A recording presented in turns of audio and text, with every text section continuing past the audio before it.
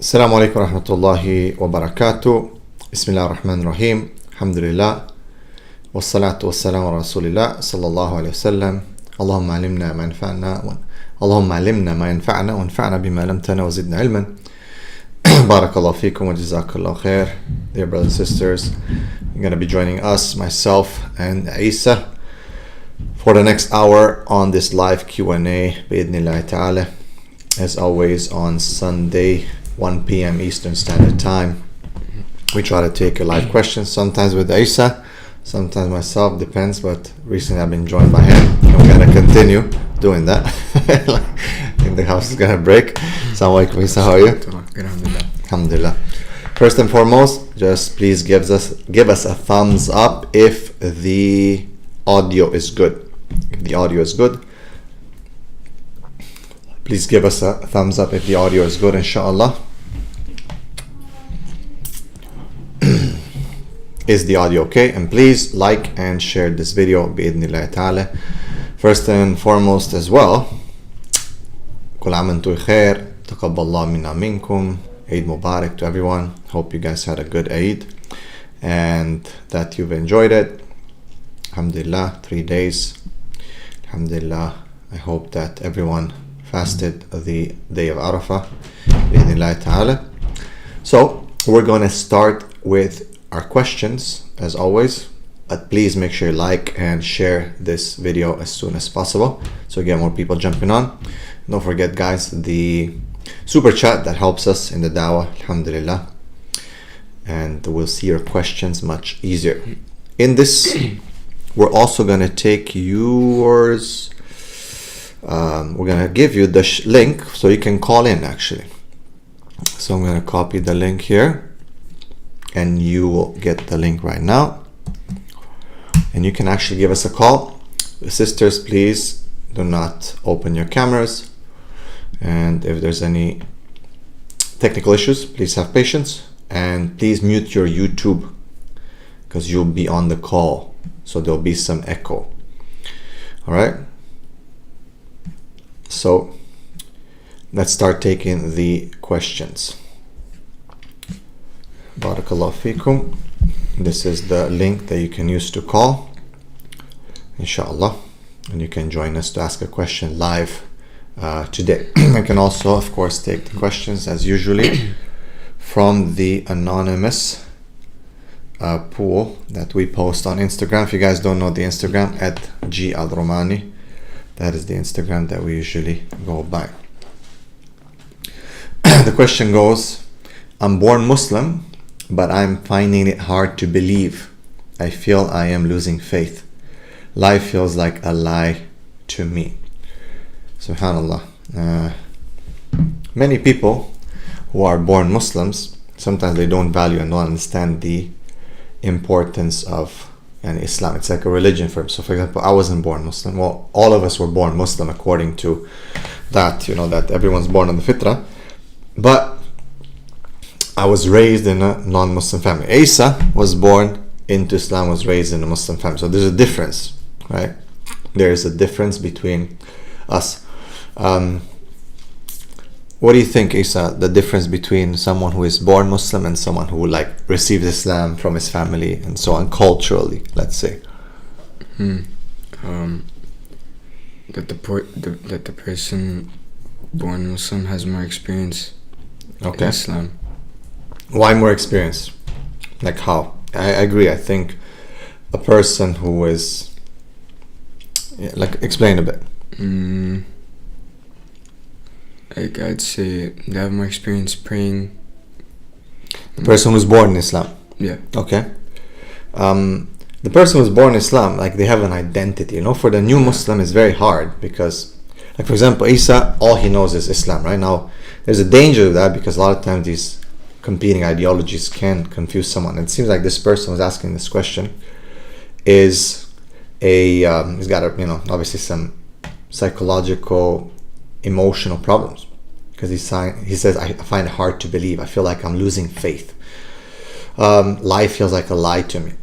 You can see that he's suffering. Something's going on there, the psychological thing. So if this brother or sister is watching, please do contact us, inshallah. But He says, right. So a person who's born into Islam, they have an identity. It's like that's all they know. It's Islam, like Islam, I pray more, they're becoming raised on the deen. For a new Muslim, probably the first few years is very, very difficult. But in this case, we see a born Muslim can lose their identity, especially when they are in a very, very compromised society with very different ideologies and different understandings of life. And that can confuse them. And they can sometimes, a'udhu billah, have problems and struggling with their faith, having weak faith and weak iman. Now, no one's going to be perfect, but we should never ever allow our iman to be in doubt. People who have low iman, sometimes you'll have weak iman, strong iman. Isa, do you have days when sometimes your iman is high, sometimes it's low, sometimes you feel really good, sometimes you feel...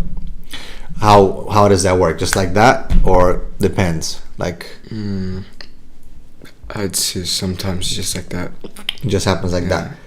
Yeah, it depends. Some days good, some days bad. But in general, if we are engaged in sins or something problematic, and that's why I find that a lot of the people who have doubts about their faith, they have some problems with some sins. And those sins lead them to low iman, shaitan attacks them, and then they basically start losing faith. Most of the time, the people that I counsel who have shubahat, what's called shubahat or doubts, these are people who usually have iman issues, and they, it's basically because of the lifestyle that they live. Right? They might be addicted to something, or drinking, or drugs, or having illicit relationships, having all kinds of relationships. And then Allah subhanahu wa ta'ala, and he kind of leaves them to themselves, and the shaitan can attack them. Right? So we have to be very, very careful with this. May Allah protect us. Always we should make the dua of the Prophet ﷺ, Allahumma ya muqallib al-qulub, thabbit qalbi ala dinik. Oh Allah, the one who changes the hearts, please keep my heart steady on the deen. Now, so may Allah protect whoever this person is, and never lose faith no matter what happens. Even if you're in the lowest of the lowest, don't lose faith. Now, alright, the link is on the screen for those who want to call in. Inshallah, you can call in. Let's take the first question. Talha says, do you have any experience living in Bahrain? Would you recommend living there? Have we ever been to Bahrain? I've been to Bahrain. Bahrain is it's kind of like the Khalij, like the Middle East, like the UAE, right? I don't know, so what would you say are the benefits of living in the Middle East, in the Khalij, in Dubai, UAE, Bahrain, Qatar?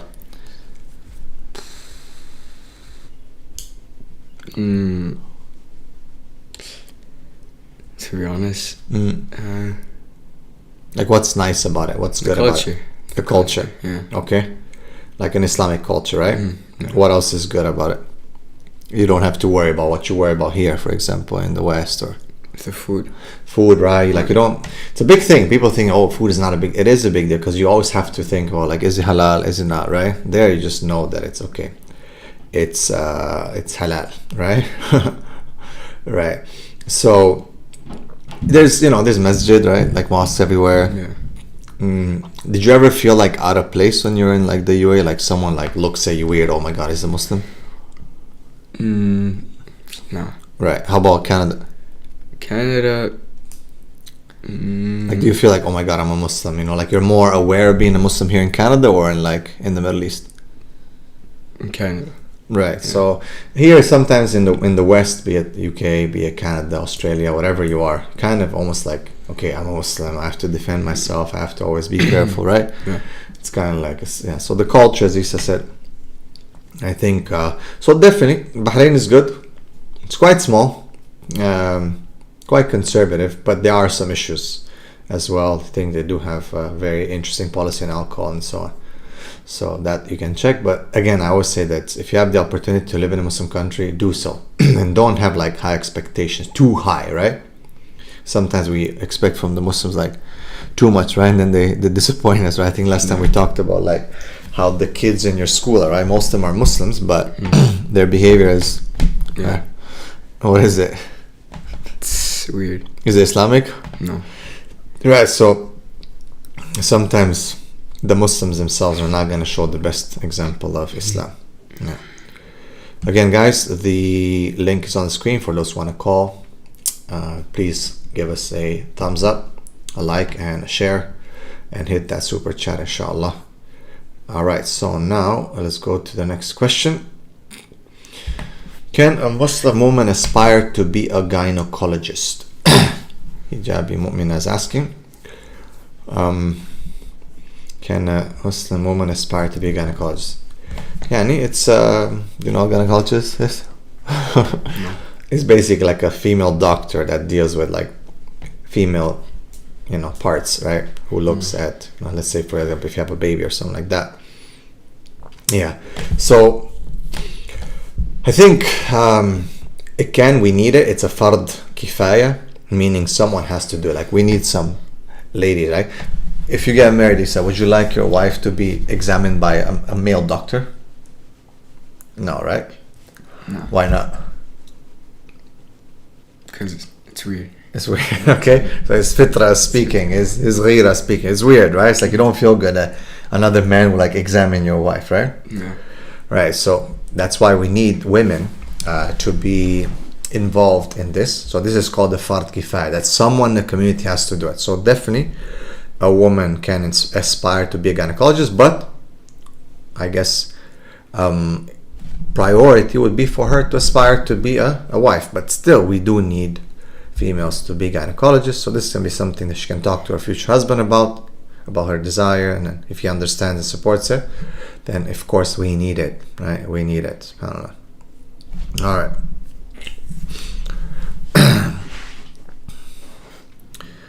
Again, guys, the link is on the screen, and you can ask your questions. You can even call in. This is a call-in, and you could join us on this live broadcast to ask your question directly. Alright, Sister Zia is asking, why do you guys not look alike at all? Does he look like the mother? Combination. I think there's certain things that we look alike, but yeah, it's a mix. So he probably looks a bit more like his mom. Alright. How did you balance having a Canadian passport and going to all these Muslim countries? I tell some brothers, if they leave Canada and keep active bank accounts or business, don't. You have to have to sever your residence. You don't have to have a residence in Canada. If you're a Canadian resident, then you have problems. But if you don't have a bank account, your SIN number and all that, then no, then you're not a resident anymore. No. Wa alaikum salam. Okay, let's take the next question from the poll. Okay, it's an interesting question. Why didn't God help me when I was being abused? Why did God allow me to suffer as a child, and now as an adult I'm not coping well? So hard to hold on to faith when the mind is messy from constant childhood abuse. This is very, very sad.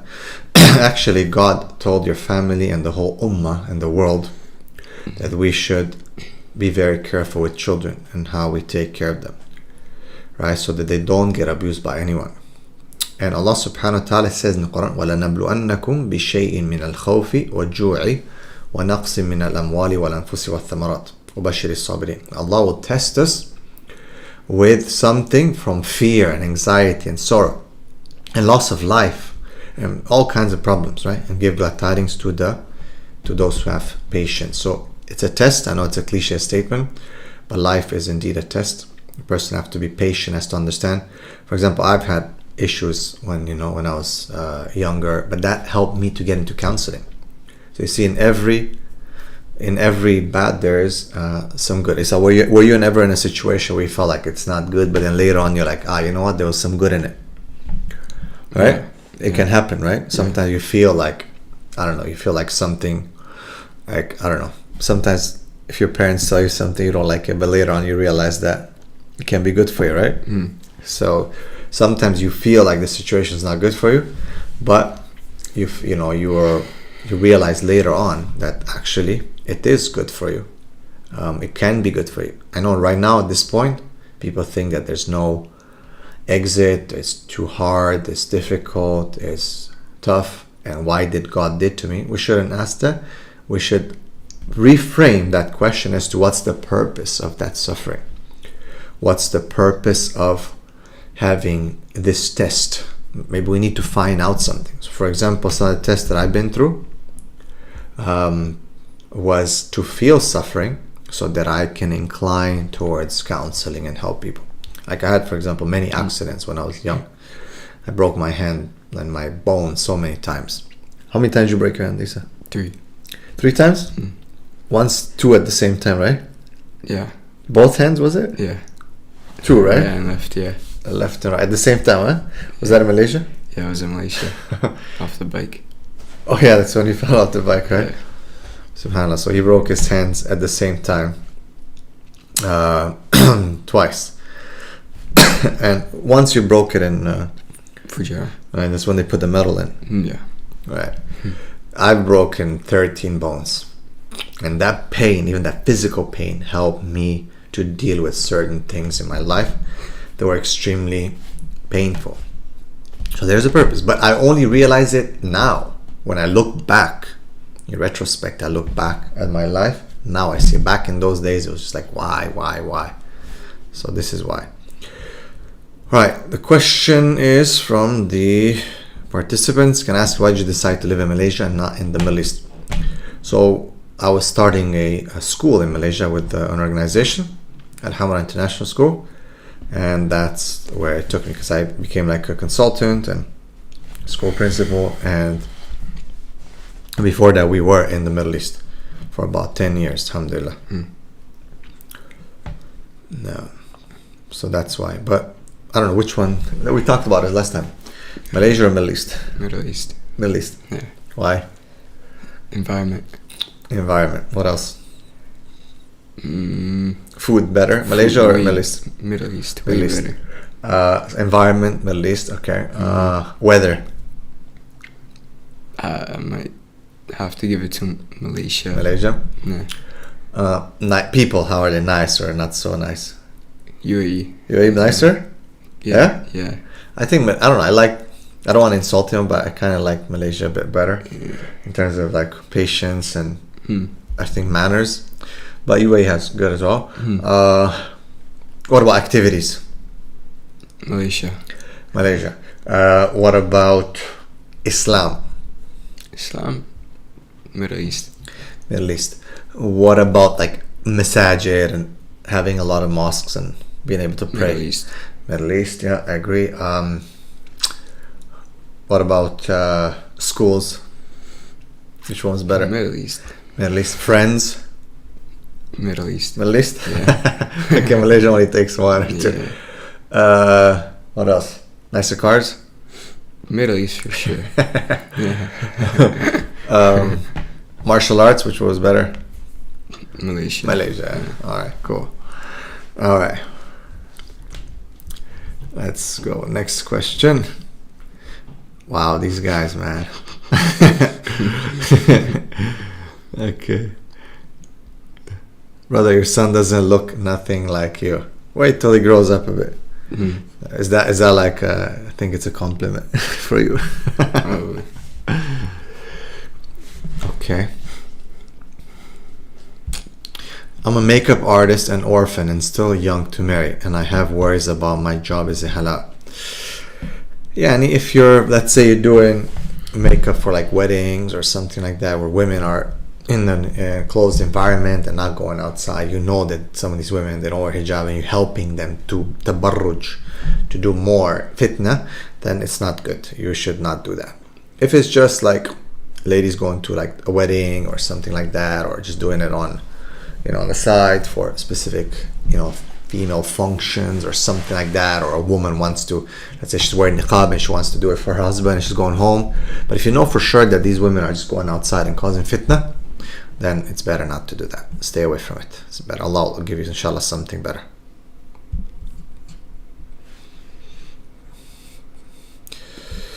Alright, assalamu alaikum wa rahmatullahi wa barakatuh. How can a man be firm but gentle with his wife? You say you're not married, but what do you think? How can you be firm yet gentle with your wife? Like have a balance. What do you think? What should you be with the women? Both or one? Firm or just gentle or both? I'd say a decent amount for both. Like, Okay. Because of course you need to be firm with her if she like does something wrong or something. Mm-hmm. And also you need to be gentle because it's your wife. Right. Yeah. So have a balance. So firm. When would you be firm with a? Like when are you firm with your sisters? Let's say from your experience. I'd say one day start screaming or like fight each other. Okay, when they do something wrong, right? Yeah. Like a man when his wife does something wrong, that's the time that a man has to be firm. So I would add to that when she breaks like the rules of Allah subhanahu wa ta'ala. So for example, one thing like hijab, or not caring about dressing up properly, or let's say talking to men or something without any like purpose, right? Like that's something that be very firm on. You know what I mean? Like just not taking permission, just doing whatever, misbehaving. A man has to be firm because these are the rules of Allah. A lot of times women think that when this strictness comes in, that these are like he's trying to be manipulative. He's trying to be, and even as like a brother, right? Two sisters, it applies the same thing. Like if I'm not home, Isa is responsible for his mom, for his sisters, and if he sees something, he needs to tell me, and he needs to also tell them and remind them this is not Allah. Why? Is it because it's his rule or my rule? No, it's because that's what a qawam is, or a khalifa is, that he stands to apply the rules of Allah. Like when sisters have a problem with like some of these strictness and they call it manipulation, actually you're not having a problem with your husband or with your brother or with your wali, mahram. You're having a problem with Allah subhanahu wa ta'ala. Do you understand? So when sisters say manipulation, because the guy says, hey, wear hijab properly, or hey, don't do this, don't go outside like that, they'll be like, oh, don't tell me what to do, you're manipulating me, you're controlling me. It's not controlling. Man has the responsibility to apply the rules of Allah. And obviously when they're not doing anything wrong, then you have to be soft with them, play with them, be nice to them. Alright guys, let me put the link up again for those who want to call in. If you want to give us a call, this is the link. Inshallah, you just click that link and you can join us bi'idhnillahi ta'ala. Inshallah. Alright, the next question.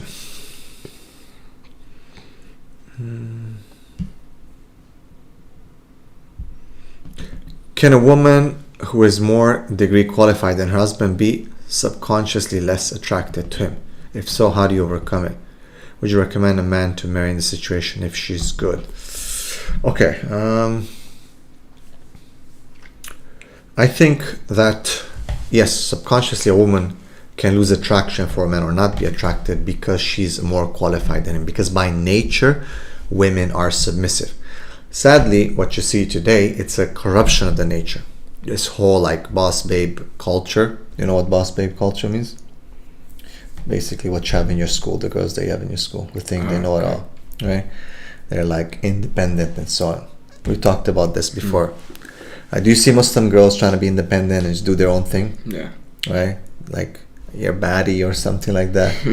Right? It's like there's a term now. It's called baddie. You're a baddie. Or in the Muslim slang, they call it jil baddie. Like she's wearing a jilbab, but she's a baddie, right? And other words that I'm not going to mention. But it's like this culture is pushing women towards that. Okay, so by nature they're submissive, but women have been attacked on many levels. It's not about education or schooling or degrees. It's about a culture that's imposed on women and it changes them. But to go to the qualification, if she's qualified, the husband might have an issue with it because he feels maybe inferior. Also she will feel maybe superior and subconsciously not attracted to him because by nature she wants to be, I guess in a way, she's submissive. So in general, I would say that it's better not to, unless the man has other skills and characteristics that overshadow her degree. He's very confident, strong personality, stronger, taller. He's very good at talking. He's got skills, okay, that would make him like a strong man, right? So what do you think are some of the most important skills that a man should have? some of the most important skills that a man should have, that he should know or he should know how to do? First, patience. Okay, patience, sabr, yeah. So someone has a lot of sabr. Yeah. Patience. Courage, maybe. Yeah, courage. Should be brave, right? Yeah. Right. What else should a man know how to do? That we always defend themselves. Okay, defending, right? Yeah. If a man is strong like that, he doesn't care what degrees you have. And actually, I don't know, if you were to choose Isa, let's say, Annie, we're talking about potential, at some point getting married, maybe in a few years, right? So if you were to choose between a woman who has like a degree, like let's say an engineering degree, or she's a doctor who's gone through school her whole life, and a woman who's she's been in the house helping her mom, taking care of her sisters, wearing hijab, more like in the house, more sitting around. Maybe she has some knowledge, and we make distinction between education and schooling. So one is schooled, has gone through the system, has got a degree, okay? Yeah. And I'm not influencing, he's gonna choose himself. And one is like, kind of been around the house with her mom in hijab, that's not gone around mixing with boys and in school and so on. But she has knowledge of Quran and maybe of other things. Maybe she's taking some course online. Which one would you choose? The second one. Which one? The online one. Okay, education. so the one who's been at home, right? Yeah. Right. So, yeah, like guys, it's not that big of a deal for us if you're like educated from a secular perspective, schooled. But you should be educated and you have knowledge. You're not like just some, you don't know anything. So we care about that, but education today can happen in many, many ways. Okay? So I don't recommend for a man to, if he's not himself more educated than the woman and has confidence and other skills, to marry a very educated woman, because it can lead to a lot of problems. Subconsciously, she's not going to be attracted to him. All right.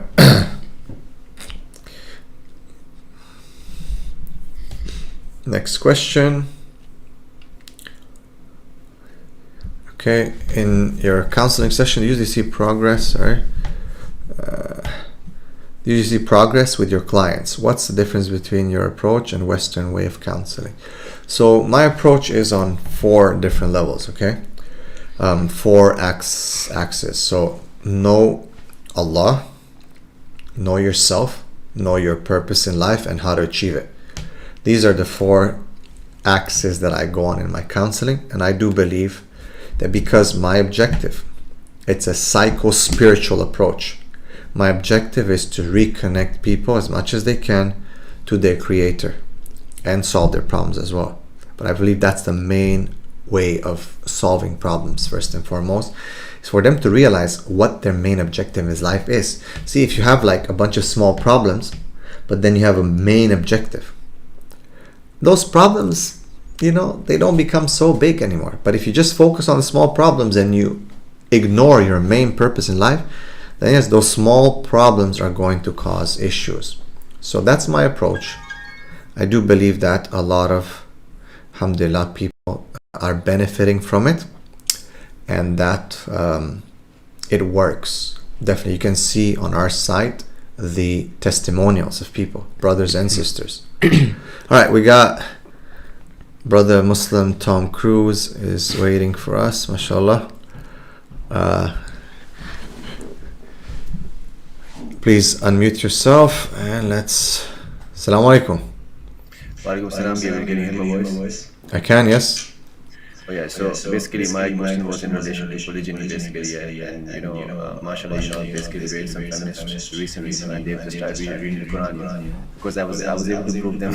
Their main argument against Islam was basically polarizing Islam, and I was basically able to present this as the best case, and so on and so forth. There were a lot of strong arguments. So my main question is going to be in relation to when a woman says like, if a man can basically marry 4 wives, why can a woman basically marry 4 husbands, for example? Okay. So I was able to defend that part, but in regards to this part, I presented my evidence in terms of when a woman sleeps with multiple men, she's called a eunuch. When a man sleeps with multiple women, in the past, he's been kings and knights and so on and so forth. He's referred to as something else here. You can also look at the Kafirs, they say he's like a playboy, a player, and this and that. And also, like if a man, shares his wife with multiple men, he's called a eunuch. no father is basically proud of his son, being the word that I mentioned. And later, there's also something called sperm competition and maid guarding and so on and so forth. In relation to basically sperm competition and maid guarding, like I want to basically clear this point basically, because sperm competition is something because people think of sperm competition as something that is, I know Sam's here, I don't know. No, don't worry. Sperm competition. He's cool, man. He knows. So sperm competition is something basically which is like when we talk about sperm competition, is it? Are we thinking about basically sperms basically going to the womb, or are we basically when we talk about sperm competition, or is it that basically people are competing in the sexual market, in the marriage, meaning the more boxes he takes, the better he is going to be performed in the sperm competition. Or is it that what you're talking about? Yeah, I think when it comes to sperm competition, it's about who can sleep with more women, right? Because men, innately, they want to reproduce, right? They want to basically, and if you think about it, a man could impregnate like basically 100 women within a few days, you know what I mean, right? Not that that's what we want, but that's like, so in the kafir sense, because we're talking here about the kuffar basically talking to this, there is some truth, as I said, because when you look at the natural drives, the shahawat that Islam talks about, right? So many of the scholars of tazkiyah, of the purification of the heart, have discussed these issues, like Shaykh al-Islam ibn Taymiyyah, Ibn Qayyim, Ibn Jawzi. Many of them had talked about desires, and people think that, oh my God, you Muslims talk about sex and desire and this and that, how shameful.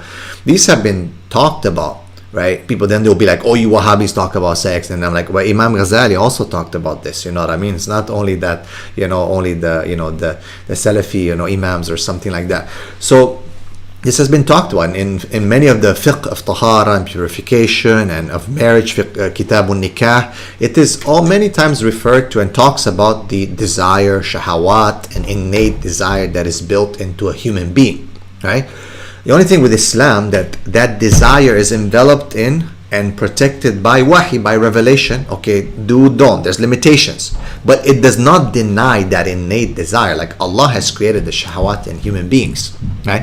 And that's why when you look at it, Allah subhanahu wa ta'ala has linked that shahwa, that desire, to the reality of this dunya and the akhirah, right? We know that human beings, like men, have been given the opportunity for ta'addud, for multiple marriages.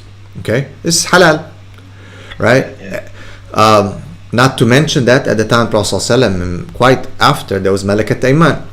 Okay, so even if you have 4 wives, you could still, right, add to that. And but look in the akhirah, Allah subhanahu wa ta'ala tells us in Surah Rahman about getting the hur al-ayn.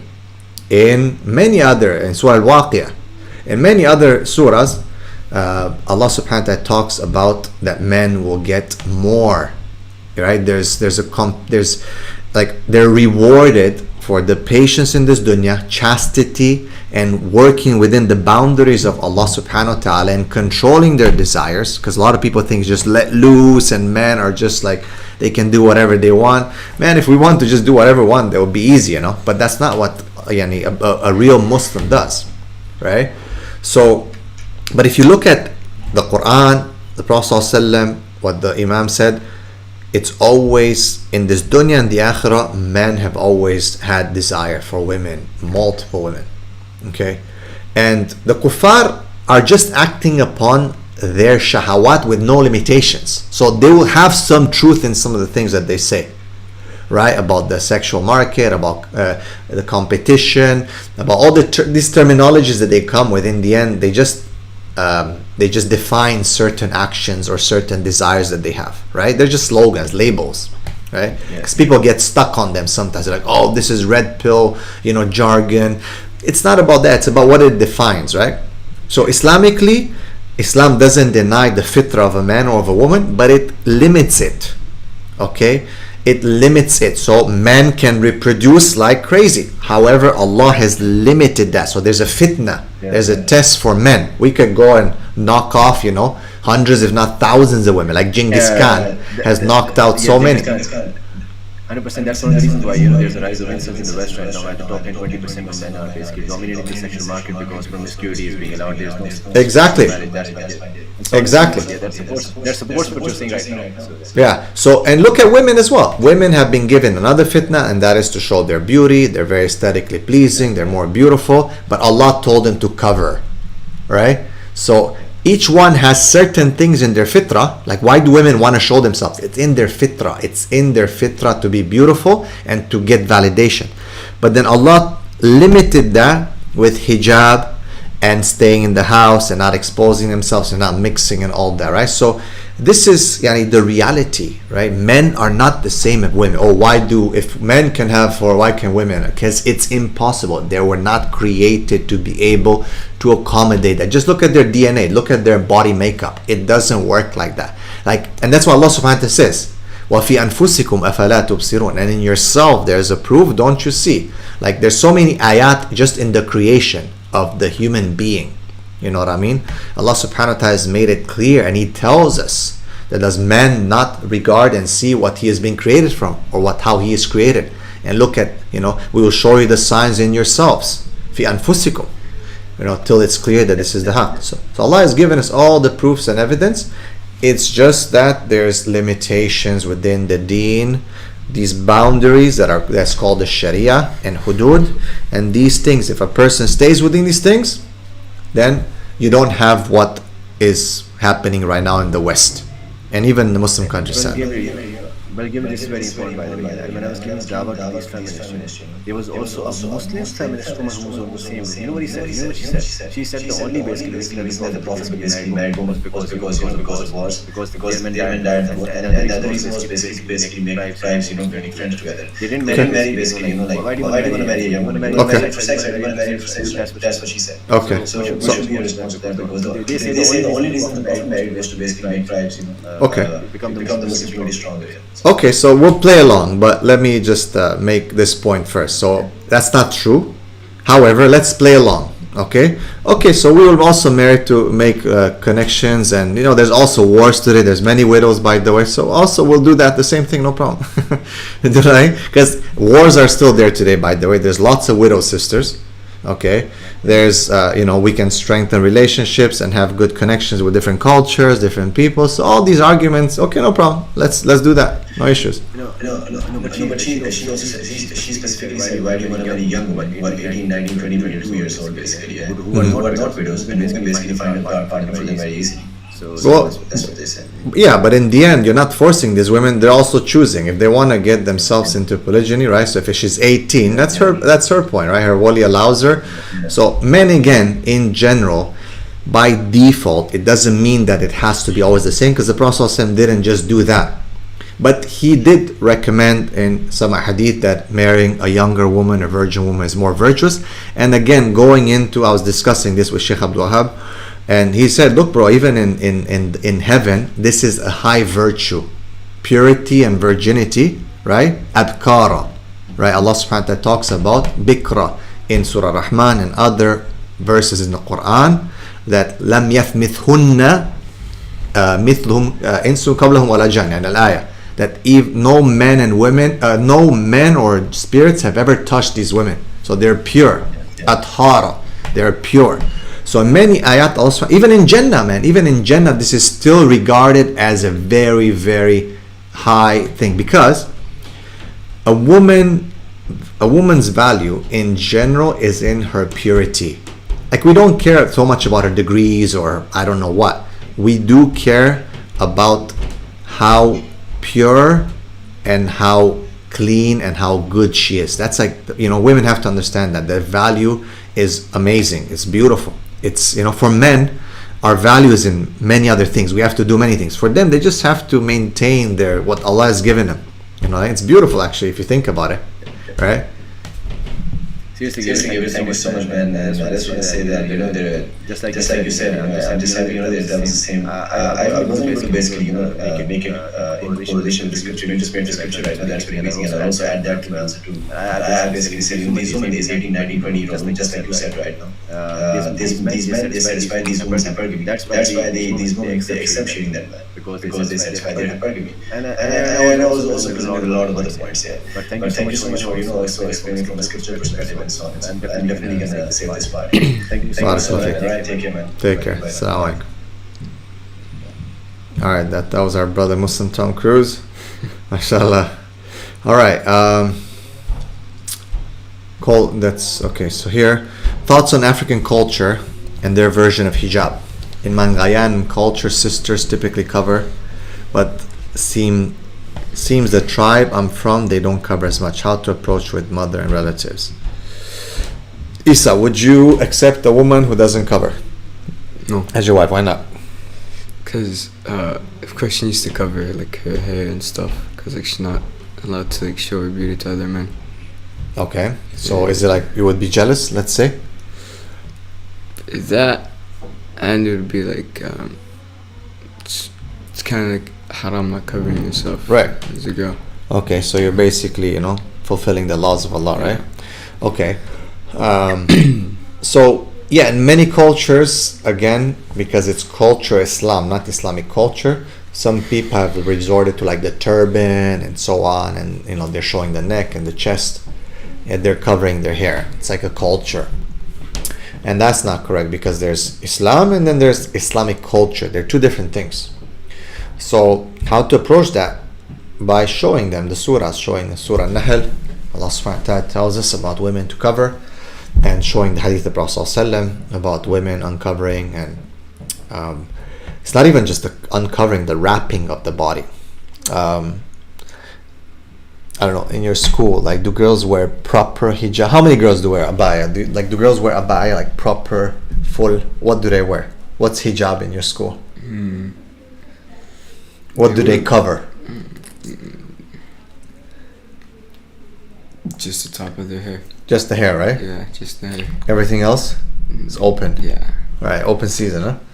SubhanAllah, that's not hijab. Like, a lot of girls think that hijab is covering the hair, and then they show everything else. And not to mention, a lot of people think hijab is just that. There's more to hijab than that. Okay, hijabi girls, do they interact with boys at school? Huh? Do they date? Yeah. Do they mess around with the non-Muslims and play around or no, they stick to the Muslims? They mess around with them. Yeah, because when I was waiting for at school, I saw like there was like, I think the last day, and they were playing around, like lack of haya, like no tomorrow, right? Guys and girls are different. A lot of women will be like, yeah, but what about guys? It's not right. The men's haya is different. Guys will play around, sport, throw things. It's not appropriate for girls to join them and start playing with them football in front of the school in hijab and like jump up and down in their tight pants. It's just not appropriate. Can guys do that? Yeah, they can. They can play around in front of the school with a football or something like that and be a bit loud, because that's more manly. It's just the way it is. It's in line with their fitrah. But for women to do that, it's not appropriate, right? When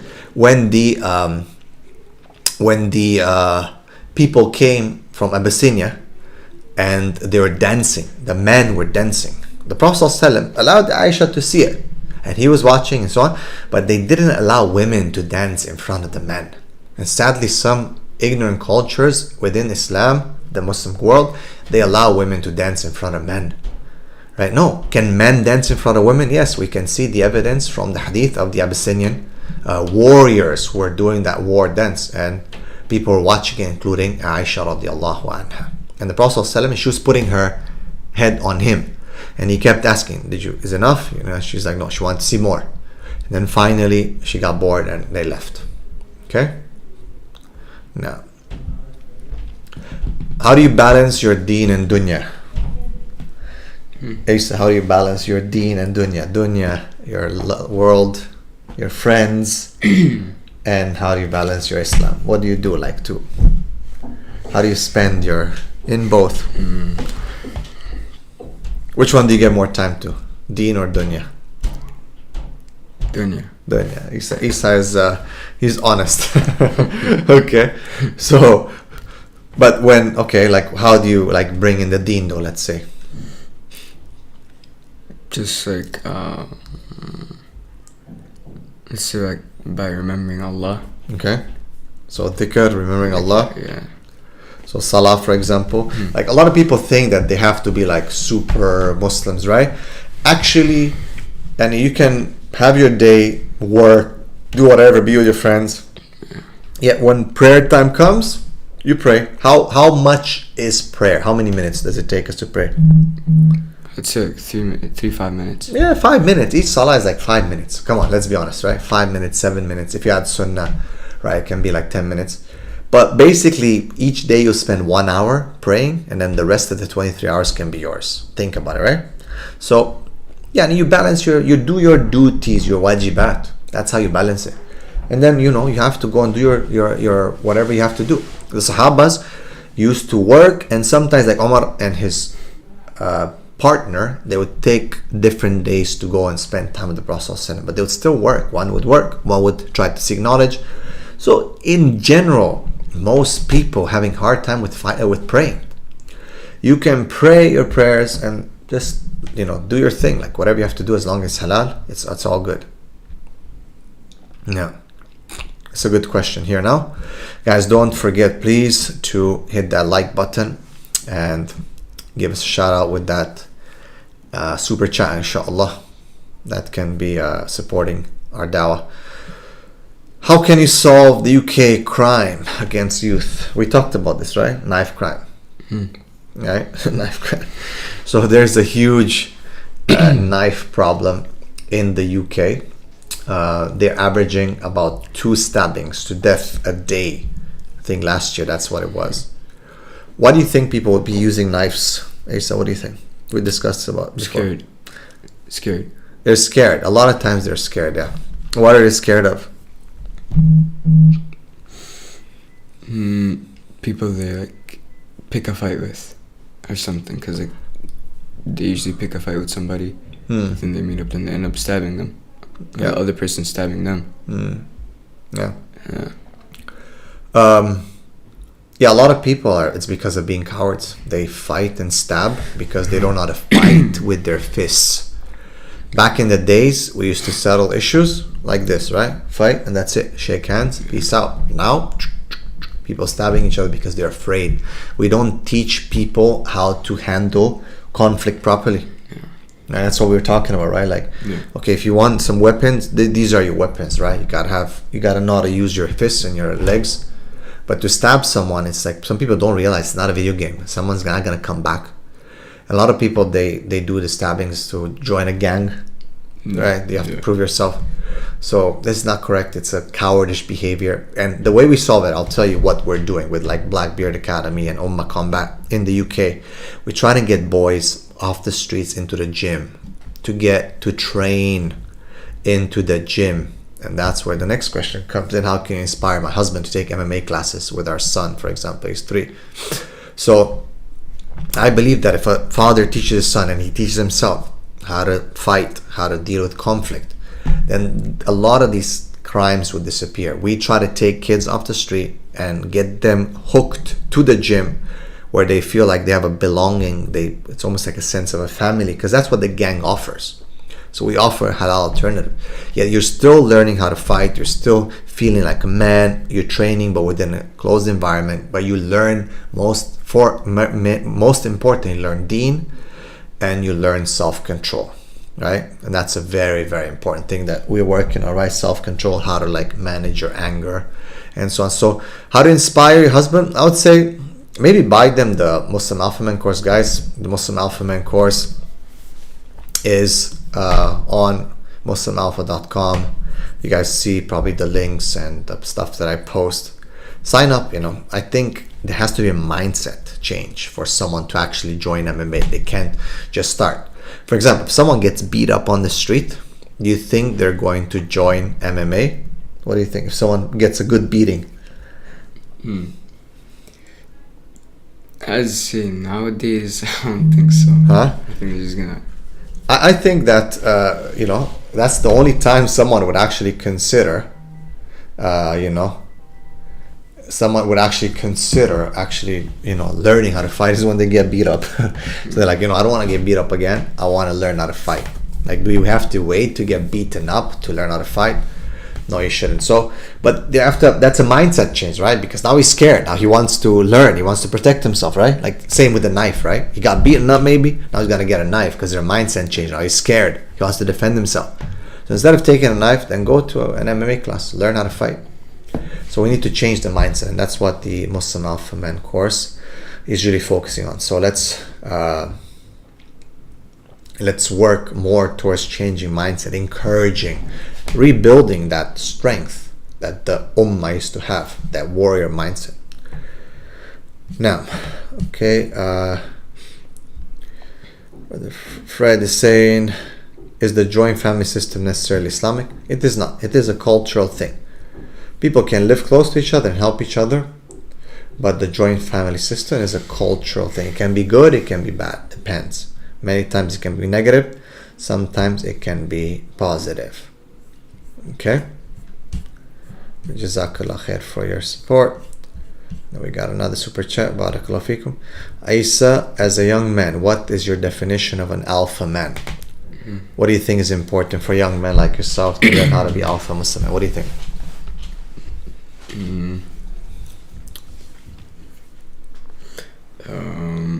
I would say to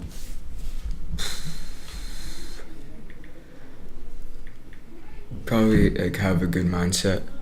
First of all, like learn how to like fight, defend yourself, have patience,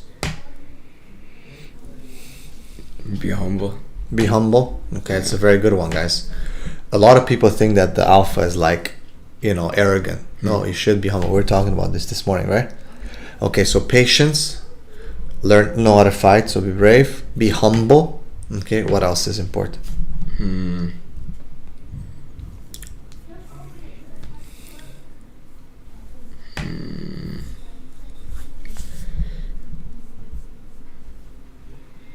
Pray 5 times a day. Very good. Okay, very, very good.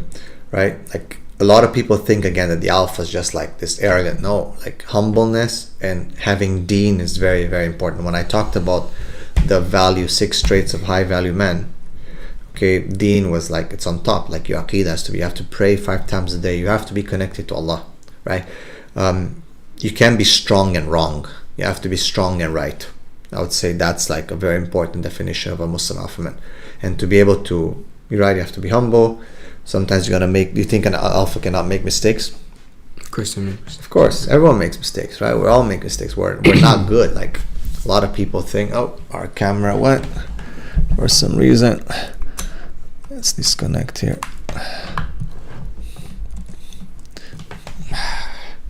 Sorry guys, our camera just went off for a bit. Where is it? Some technical issue here. Let's see if it's gonna reconnect. Bismillah. But anyway, to continue, right? So you have to be humble. Like you can't not be humble, right? You have to be humble.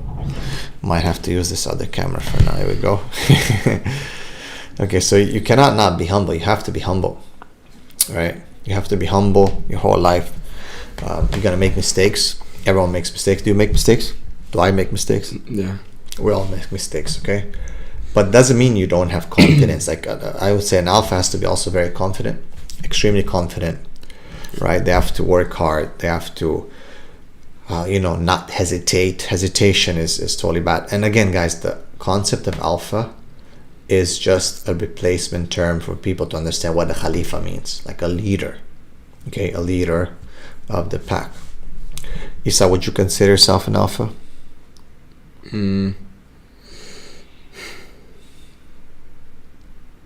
I could improve in some things, and then maybe, yeah. Okay, I don't consider. We're all on a journey to become that. Okay, a lot of people think that, Brother Gabriel thinks he's Muslim. I'm not, okay? I'm not there yet. No, I don't think any one of us are. Okay, the real alphas were the Sahaba of the Prophet ﷺ. The Prophet ﷺ himself was, the one and only, obviously. But it's a journey. If you don't start the journey, then, it's not going to work. Like, you have to start the journey. That's what this whole Muslim alpha concept is about. It's about getting on a journey. It's not about, I'm the alpha. I never claim that I'm the alpha. People sometimes, they send me very nasty messages, very nasty, right? I've never, show me one video where I'm like, yeah, I'm the man, I'm the alpha. Never. I'm always inviting people to join the program and to develop themselves. I'm always trying to give the Prophet ﷺ and the Sahaba as an example. Okay, none of us are like alphas to reach that point where you think you're the man and you've reached the pinnacle. No, it's a constant development. And that's why, as Isa said, right? Humbleness. You have to be humble. You have to always try to stay as humble as possible. You're going to be wrong many times, no doubt. I have many mistakes. I've done many things wrong in my life, but it's about continuing to fight and not giving up. Not giving up.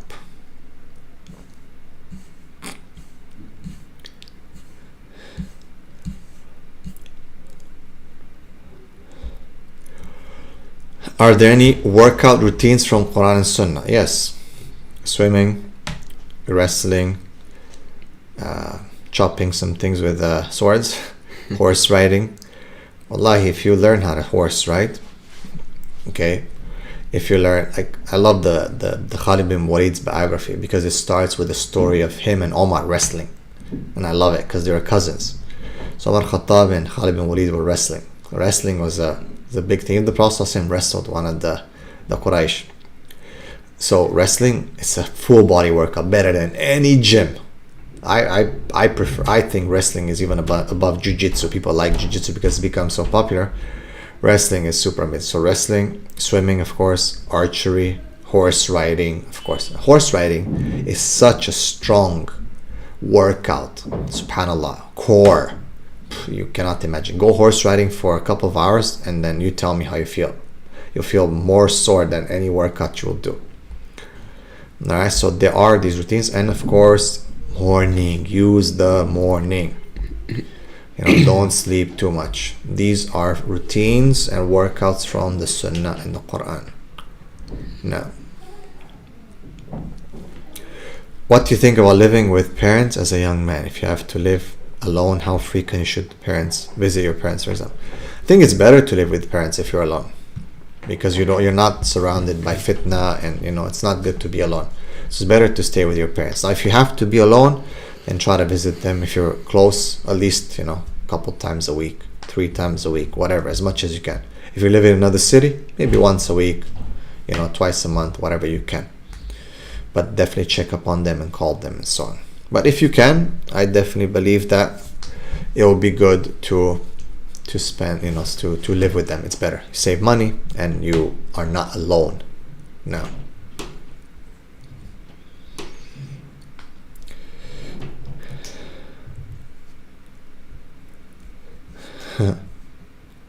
For Isa, do you feel a deeper sense of responsibility to benefit the Ummah being in the position that you are, considering what Allah has bestowed you with? If yes, in what outlet would be ideal for you? So basically what they're trying to say, like, do you feel like a sense of doing something for the Ummah? Like you want to, we talk about like having a mission, having a purpose. Yeah. Do you feel like that's something that is important to you? Honest. I always encourage Isa to be honest. I don't tell him what to say, right? Yeah. So what do you feel? Do you feel like a sense of responsibility or not? Nah, I wouldn't say.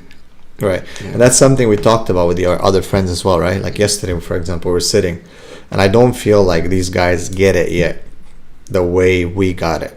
And I mean, at his age anyway, I didn't get it either, right? And I don't want to be like, oh, because you're my son, you have to like now, like do what I do or anything like that. I mean, it would be nice if he continues the legacy and, joins and he does, definitely. He's training and he's doing a lot of things, alhamdulillah. But I always encourage him to just tell me how he really feels, as opposed to like me, like setting him up and like, try to tell me something that pleases me. And I think we have that, right? Like that discussion. So I would say probably not yet. I don't think he feels that yet. And, hopefully at some point he will.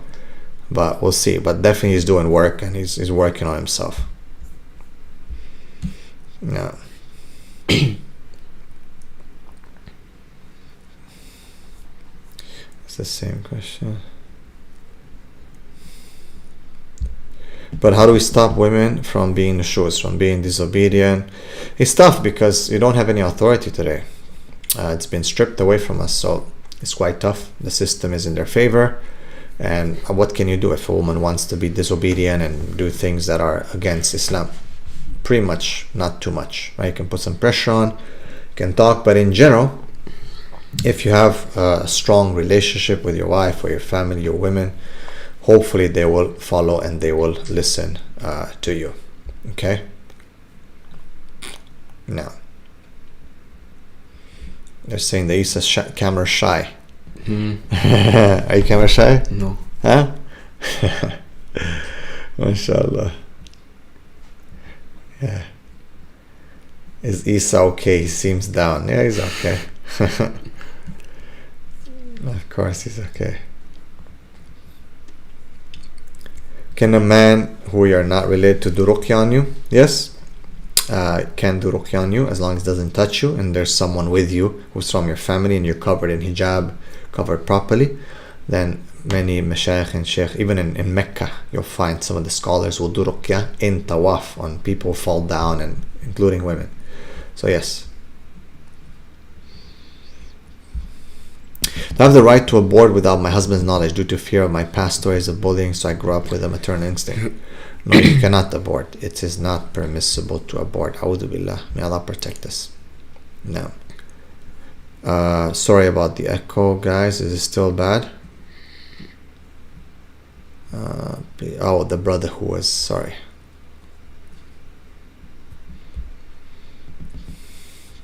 Malaysia, Malay men and women are such an inspiration. Their manners are amazing. There's a reason why Islam is accepted widely and received well back then till it becomes official religion. Yeah, Islam was accepted in Malaysia in a very interesting way. I do encourage people to look at the history of how Islam entered Malaysia, mashallah.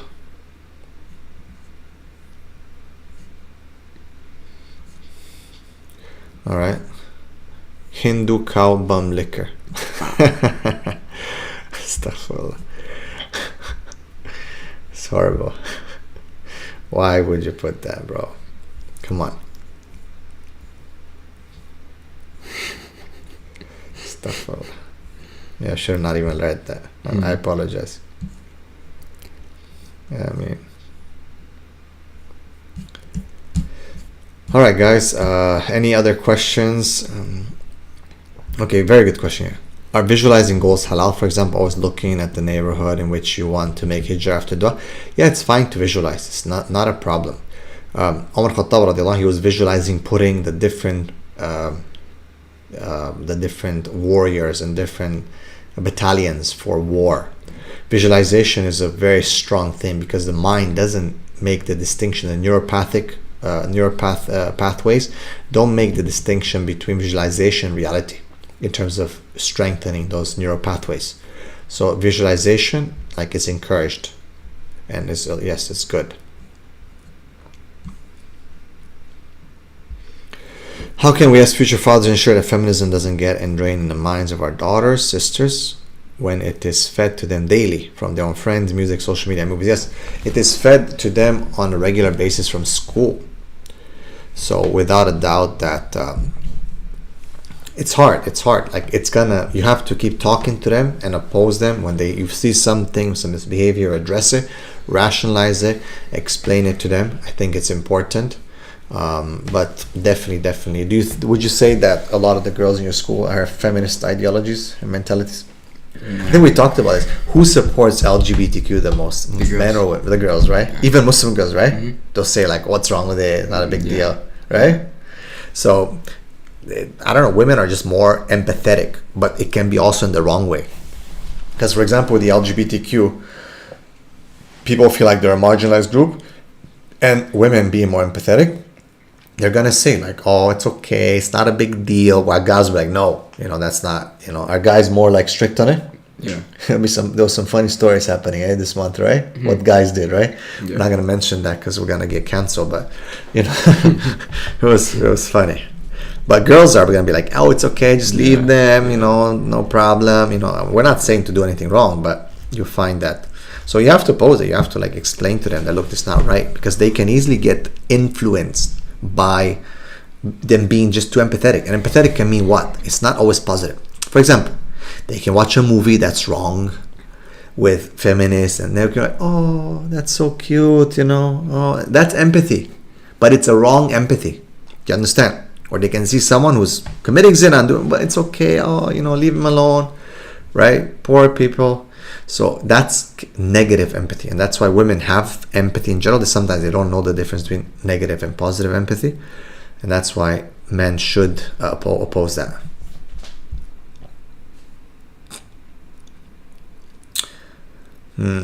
How can young brothers today go about finding a wife? Isa, where would you find a wife? Huh? Where would you find a wife if you were to? You want me to find you one, or you would find it yourself?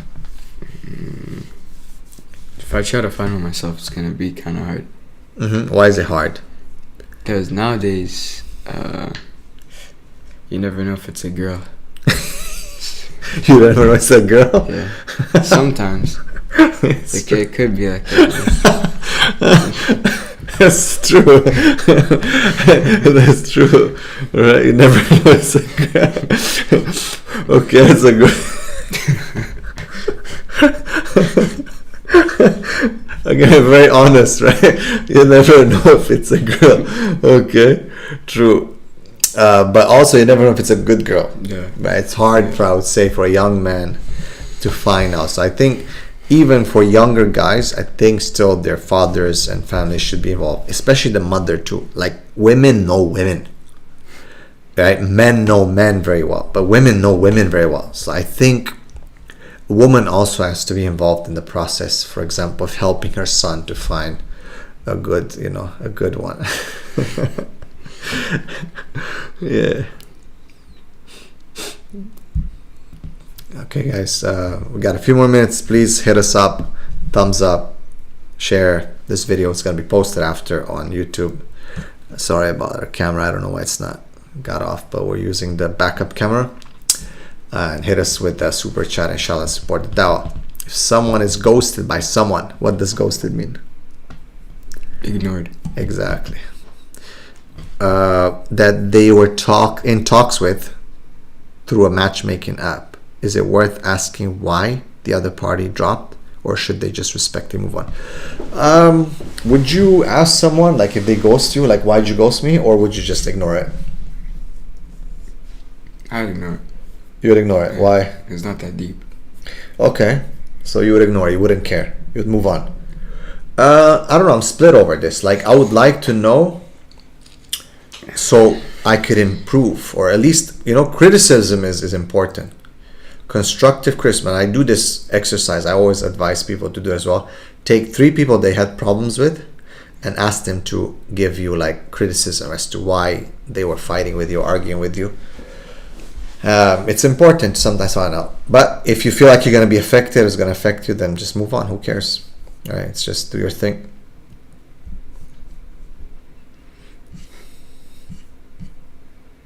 Yep, it's true. You never know, right? What could happen.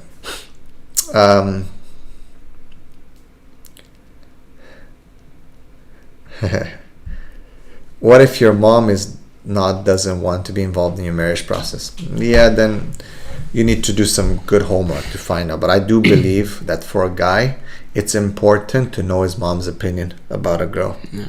I really believe so. I really do. No. What is your routine from the course every day? You do this routine from the course every day. So I do have a routine pretty much weekly, not every single day, depending on if I'm traveling or what it is. But I do have a routine, at least a good 3 to 5 times a week, depending on what's happening. I try to keep a routine. So mornings will be very, very important, right? Staying up after Fajr. Okay, very important. Early workouts, early work. Definitely weekly sparring is very important. Okay. Cold showers is part of a routine. Quran has to be part of the routine. So there's what I call variables and constants. in a routine. So I have certain constants. So waking up very early is a constant for me. Quran is a constant for me. Workout is pretty much a constant for me. Cold showers is a constant for me, right? Other things can be added or subtracted depending on where I am.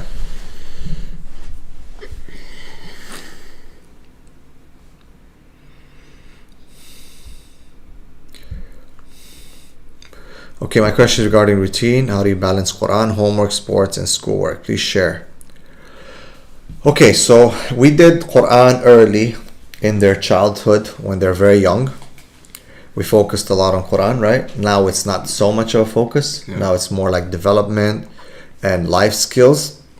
I think don't force, like not everyone has to memorize the Quran. I think a lot of parents, they force their kids to memorize the Quran.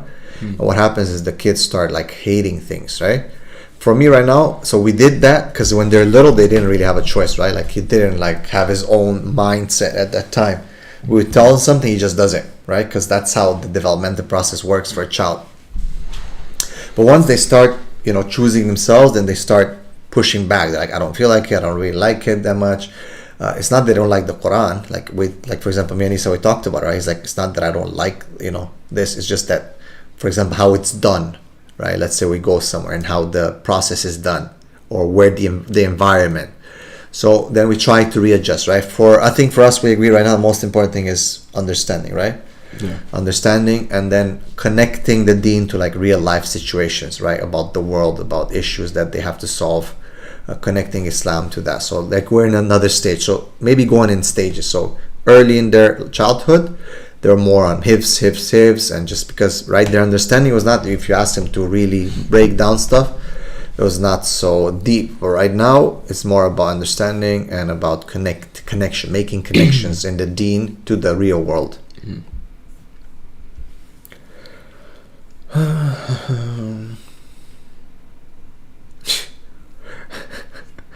Okay, interesting.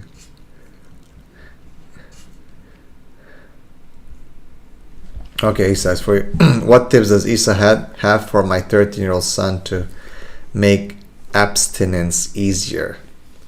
So abstinence is where you don't have basically you guys are not married, so you don't think about girls, you don't get what's your advice?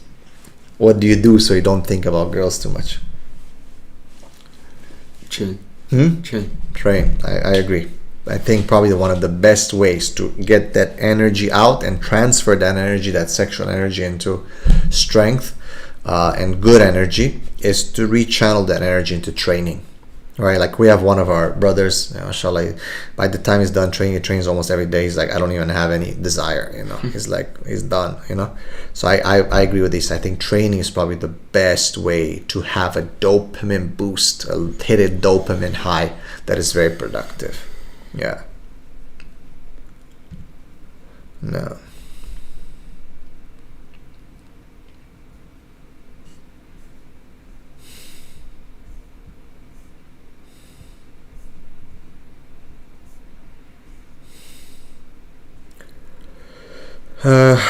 What do you eat on a daily basis? Ya akhi, subhanAllah, I don't have an actual diet. A lot of people think I don't. It's just the amount. I eat pretty much everything that's halal and tayyib. Right? We pretty much eat whatever, right? So it's more about like how much you eat and how much you exercise. I know there's a lot of diets, a lot of talk about different things, but a lot of people give up. They get into this culture, keto and all that. Yeah. And then they kind of give up. So I would say it's a math thing, right? Depending on how many calories you take in, right? You make sure you exercise, make sure you do it properly. You should eat as healthy as possible. It's not just a calorie intake, outtake. But, in general, I would say, just make sure that you exercise, you eat in moderation, not too much. You'll be okay, inshallah.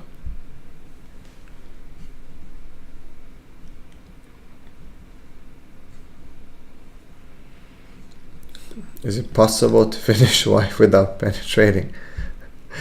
Yes, it is possible. Okay, interesting question. What is your take on parents advising their sons to marry their cousins or relatives due to knowing their family, hence avoiding someone disobedient or past but they didn't find much attraction? Would you ever marry your cousin? Huh?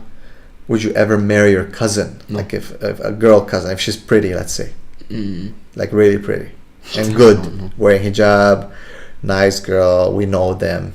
Do we have any female cousins? Do you have any female cousins that are your age? No, you don't. They're small, very small. But let's say you would have a female cousin who's your age, and she's, you know her aunt, obviously. Would you marry her? Probably. Yeah. It's okay. I mean, I think it's okay. I know people think it's taboo and something. The Prophet ﷺ married Zainab. She was his cousin. Cousins are, they're okay. It's halal in Islam. I think there's pros and cons. I think the pros are that you know who she is and you know how she was raised, right? But if there's not much attraction, I think attraction is also important, though. I do think attraction is important. But when you go just on attraction, you can fall into the trap of getting a not such a good woman because you don't know who she is. So I tend to lean with the cousin, because if she's okay and she's good, from a good family, the family, then I think it's okay. Now, what does deen mean? Deen mean that this woman understands her religion in relationship to Allah subhanahu wa ta'ala and to her husband.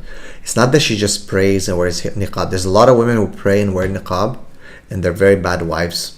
A woman who understands her deen within the context of the hadith of Mary, a woman is married for 4. Here it also connects to that she understands her wajibat, her duties as a wife in front of Allah subhanahu wa ta'ala.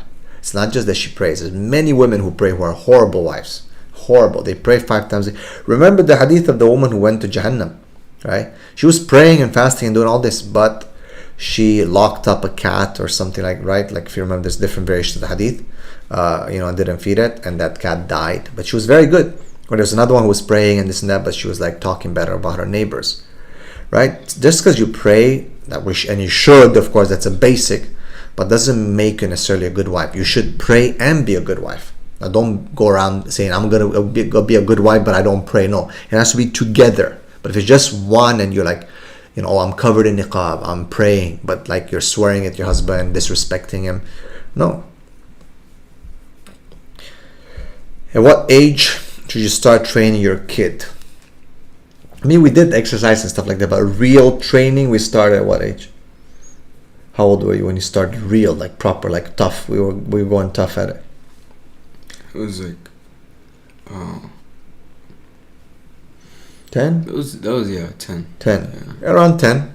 We got serious into it, when we started training around 10. He was 10. How to make your kids respect their parents? It's tough, huh? Because, they live in a very different society and there's a lot of, disrespect these days, but constant reminder. You also have to respect them. Okay, that's another thing that I believe parents need to understand, that you also have to have some respect towards your kids as well when you talk to them, how you talk to them.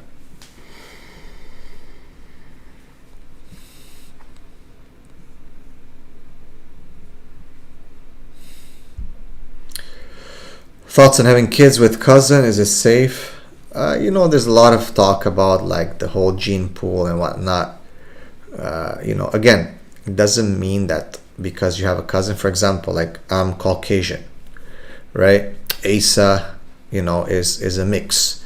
His cousins will be mixed too or something, right? The gene pool is not going to be the same. It's still different, isn't it? His genes are part of mine as well. So it's not always close. So, and that's, again, in the end, it's the qadr of Allah subhanahu wa ta'ala, and it's not, it's not all that. What are red flags to watch out before marriage? Okay, so you can take my vetting class if you want, but I'll tell you right now a few ones. Number 1, feminist tendencies and ideologies, such as, I want to travel the world alone. I want to have a girls' night out or a girls' trip to Costa Rica or something. only sisters. I want to be an independent woman, red flag.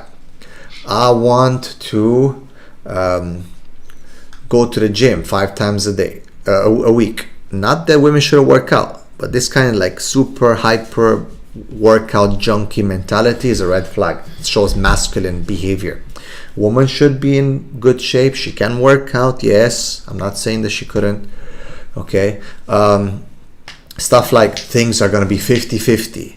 Stuff like, you're going to have to do 50% of the house chores. Stuff like, I'm going to put conditions in the nikah for this and this and this. Stuff like, I don't have a good relationship with my parents. Red flag. Stuff like, I have, 10,000 followers or even 2,000 followers on Instagram or TikTok, and many of them are men. Stuff like, I'm posting pictures of myself with a duck face in Instagram. Like that, right? Or like sticking the tongue out. That's a red flag because it shows lack of haya. Okay? Looking for validation from different men. Having guy friends, a big thing. Oh, he's just my friend from school. Oh, it's just my friend from school. All these are red flags, like just excessive consumption of social media activity. TikTok itself, just having TikTok, I think it's a very, very, very big red flag. So these are just off the top of my head. If you're interested in understanding more about that, please check out the just check out the vetting course on my site, inshallah. Just a question, brother. Why did you marry outside of your race? Why not? I like it. Alhamdulillah. Everyone has their own liking. And this is what Allah's qadr was. And alhamdulillah. Now.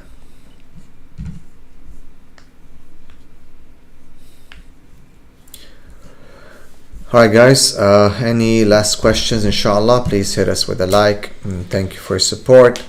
Last question, inshallah. In this day and age, it seems that both spouses need to work in order to sustain the household. What are your thoughts on this? Does your wife work? Your wife working will be negative result. No, my wife doesn't work, and I believe it does have negative results because I'll tell you why really quick.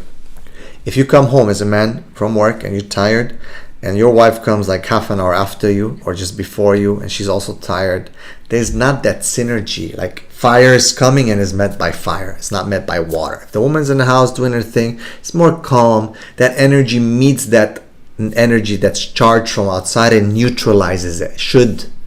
And that causes a great synergy between a couple. While if the woman's come from outside, imagine, especially when she's on her period, or it's very difficult for a woman. And very difficult for a man as well. Imagine for a man it's difficult to be outside, and they come home and they wonder why they fight, and they barely see each other at the end of the day. There's no connection, there's no bond. I believe it's detrimental. Wallahu alam. Barakallahu feekum. May Allah subhanahu wa ta'ala bless all of you and protect you, and inshallah we'll see you next week bi'idhnillah ta'ala. Assalamu alaikum wa rahmatullahi wa barakatuh. Isa, jazakallah khair. Assalamu alaikum wa rahmatullah.